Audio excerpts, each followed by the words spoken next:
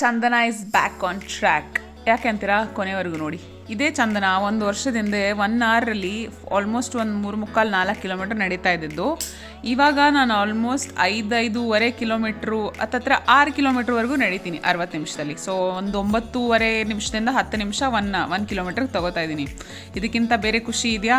ಅದೇ ಪ್ರೋಗ್ರೆಸ್ ಅನ್ನೋದು. ಎಲ್ಲ ಒಂದೇ ದಿನದಲ್ಲಿ ಆಗಲ್ಲ. It takes time. 1 ವರ್ಷ ಬೇಕಾಯ್ತು ನನಗೆ ಈ ಸ್ಪೀಡಿಗೆ ಪಿಕಪ್ ಮಾಡೋಕ್ಕೆ.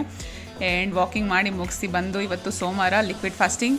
ವರ್ಕೌಟ್ ಅಥವಾ ವಾಕ್ ಒಂದೇ ಮಾಡೋದು, ಬಟ್ ನಿನ್ನೆ ಫುಲ್ ರೆಸ್ಟ್ ಡೇ ಇದ್ದಿದ್ದರಿಂದ ಮಾಡಿಬಿಡೋಣ ಇವತ್ತು ಎರಡೂ ಅಂತ ವರ್ಕೌಟು ಮಾಡಿ ವಾಕು ಮಾಡಿ ಮುಗಿಸ್ದೆ. ಆ್ಯಂಡ್ ಬೆಳಗ್ಗೆ ಪ್ರೋಟೀನ್ ಶೇಕ್ ಕುಡಿದಿದ್ದೆ, ಮತ್ತು ವರ್ಕೌಟ್ ಆದಮೇಲೆ ನ್ಯೂಟ್ರಿಶಕ್ತಿದು nuts and seeds powder ಕುಡಿದೆ.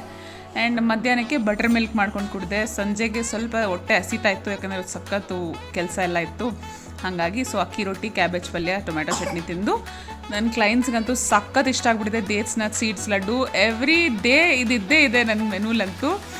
Every day orders ಇದ್ದೇ ಇದೆ ಇದಂತೂ. ಸೊ ಸಖತ್ ಖುಷಿ ಇದೆ ನನಗೆ. ಆ್ಯಂಡ್ ಇವತ್ತು ಇನ್ನೊಬ್ಬರು ಕಸ್ಟಮರ್ಸ್ ತುಂಬ ಆರ್ಡರ್ ಕೊಟ್ಟಿದ್ದಾರೆ. ಸೊ ಅದಕ್ಕೆಲ್ಲ ಹೊಸದಾಗಿ ಫ್ರೆಶ್ ಆಗಿ ಎಲ್ಲ ಪ್ರಾಡಕ್ಟ್ ತರಿಸಿದ್ದೀನಿ. ತುಂಬ ದಿನಗಳ ನಂತರ 13,000 ಸ್ಟೆಪ್ಸ್ ಕಂಪ್ಲೀಟ್ ಮಾಡಿದೆ. ಬಾಯ್.